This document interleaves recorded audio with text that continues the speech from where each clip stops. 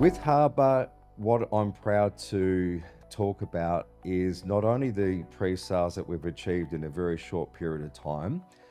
It's been an interesting journey with Harbour. It's been a lot more difficult than the journey that we had with Horizon. With Harbour, there's been many obstacles, no different to any project, I suppose, when you analyse it that way, but particularly with Harbour, we had a lot of obstacles with the locals. There was the Great Wall of Frankston group, which decided to try to object to this development. Through the noise that was created from that, we also had the State Planning Minister, Sonia Kilkenny, step in and put a temporary overlay on this site from 14 stories to 3 stories. And that was for a number of months. Thankfully, we came out of that predicament, and then we had to go through VCAT.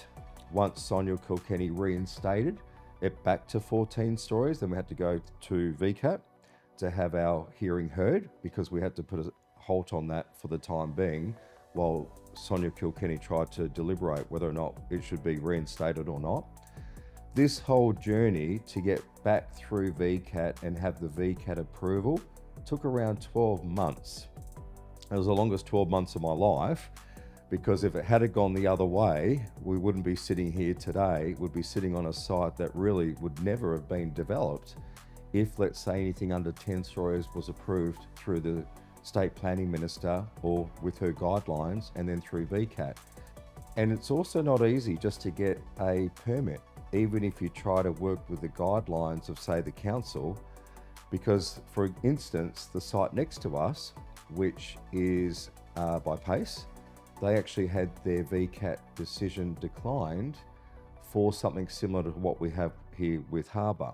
So to have a permit is a piece of gold that can't be taken for granted.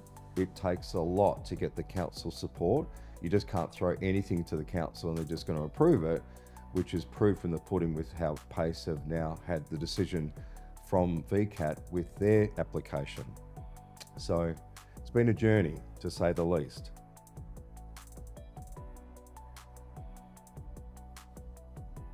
What I would say to somebody considering buying into Harbour is, if you snooze, you lose. We've had such a success in a short period of time. In 4 months, we've sold over 40% of the building, which is amazing. I mean, to put it in real dollar terms, I mean, we've sold over $60 million worth of real estate.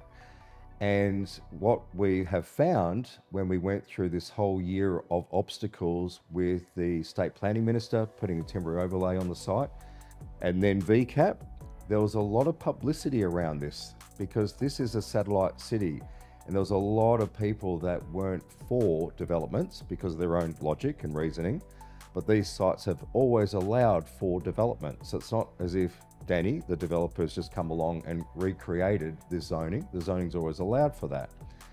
But what happened by default with all the publicity through the Herald Sun, Today Tonight, even a Current Affair, is there was a lot of publicity. And because of that, thankfully, now looking back in time, we had a lot of people that then suddenly started paying attention to invest in Frankston. So that's saying there's no amount of bad publicity that can create good publicity. It really goes without saying that that's actually helped our cause.